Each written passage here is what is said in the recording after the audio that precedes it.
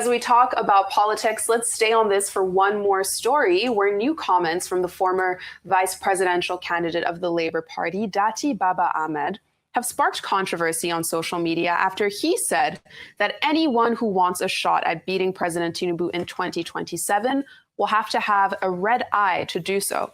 Now, Baba-Ahmed made these comments during an interview released on Thursday on the show Nigeria Right Now.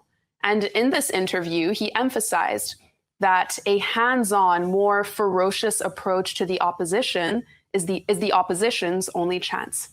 Let's watch. Who must be ready to, I'll use the word red eye. You must show your red eyes if you're going to defeat Tinubu. Because on that day that they're declaring the result, the people declaring a fake result are criminals. And those who are stopping the declaration of fake results are good citizens. So what they normally do is to tell the law enforcement, hey, look, these people are stopping me from declaring the wrong results. They are criminals, they are breaking your law.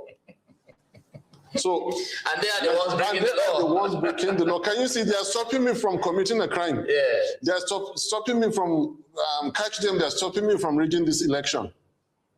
Whoever is going to defeat Tinubu must do red eye, show red eye. Now, with these comments, we're clearly seeing the former vice presidential candidate make it clear that there's a certain level of ruggedness, brutality even necessary for 2027. And while people may know this already, it's something else to say it out loud. Vimbai? Well, I think that it's important that Baba-Ahmed and commentators and all those engaged in the process remember and be reminded that what we seek for is a constitutional order. We don't seek for anarchy. We don't seek for a situation where red eye. No. I think that his advocacy is misdirected. Mm-hmm. He has highlighted realities that a lot of people can relate to.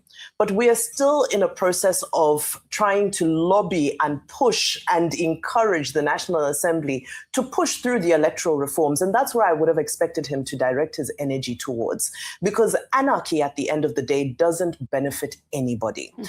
Earlier this morning when we started the show, we were talking about the gun hegemony. And in essence, Baba-Ahmed is saying that, the gun hegemony should be transferred from one place to the next place. And in the morning, we did a comparative analysis. We said, let's look at the colonial era. There are scholars, I referred to J.F. Adeajayi of the Ibadan School of History, who says that, colonialism wasn't the root of gun hegemony. When we talk gun hegemony, we talk about the politics of power, harsh politics, raw politics, Machiavellian politics. And there are examples that were given that, when the British write their own account, they say that, we encouraged them and we created the scenario. Now there's another group that are coming and saying that, in fact, it was the military rule that pushed us into this type of politics that we have today, and that created a constitution that doesn't allow for true federalism to be, and for true representation, and for each region to be able to realize its maximum potential, if I may say that. So I think a conversation we should be having is how not to move from one gun hegemony of colonialism to the next gun hegemony of military rule, into yet another gun hegemony where we are now saying we're doing election with red eye, grab it. No, that's insightful. And it's wrong.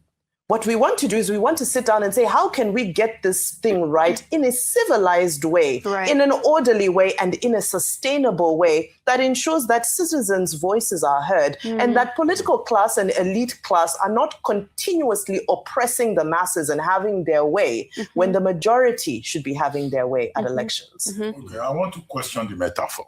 When Dr. Baba-Ahmed says red eye, having a red eye is an allergy.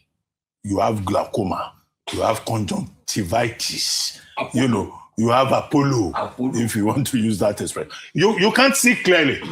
So that metaphor is questionable. But I get his point about the fact that people must fight for their rights. The way Mr. Peter Obi says, rigging is that rigging will be resisted. The other major point that he made is that there is no going to court, which is an expression of the fact that he personally has lost faith in the courts Yeah. of the land. And I think that, even the courts breach the constitution. Those are the key points. Yes. The red eye doesn't look to me like the right kind of poverty. Because if you want to stop rigging, you must see clearly. If you have glaucoma, what are you going to stop? With due respect, let me now reinterpret his red eye something. Well, it's a clear metaphor. Red eye. Let me reinterpret it. See, Dr. Abati, yes, we don't want elections where people peddle all sorts and manipulate. But were we not here when Jennifer got a red eye because Talk stabbed her because she wanted to vote in Lagos? Were we not here? Presidential election, they didn't carry Uru. Remember, no Uru.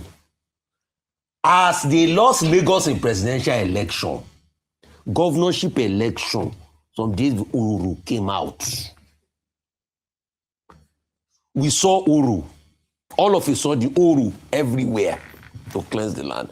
So, you see, Nigeria election, you don't even need to have a red eye, Dr. Abati. The election will always give you red eye on its own. Because either beaten by political what are we saying, Dr. Abati? Let's go there.